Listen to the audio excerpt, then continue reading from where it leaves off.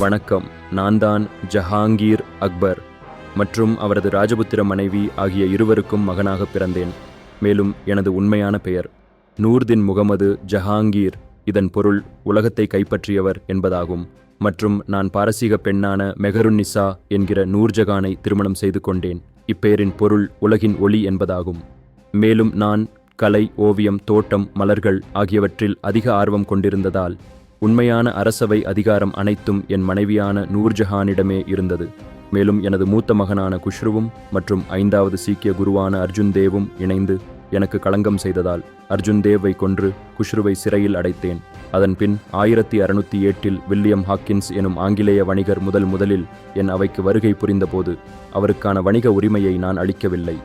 பின்பு 1615 ஆண்டு sir Thomas ரே எனும் ஆங்கிலேய வணிகர் என் அவைக்கு வருகை புரிந்தார். அவருக்கு சூரத்தில் வணிக மையம் அமைக்க அனுமதி அளித்தேன். மேலும் நீதிமணியை எனது கோட்டையின் வாயுலில் கட்டினேன் மற்றும் எனது சுயசரிதையான துசுக்-இ-ஜஹாங்கீரியை பாரசீக மொழியில் நானே எழுதிக் கொண்டேன். இறுதியில் 1627 ஆண்டு இறந்தேன். மேலும் எனக்கு பின் எனது மகனான ஷாஜகானின் ஆட்சி துவங்கியது. நன்றி.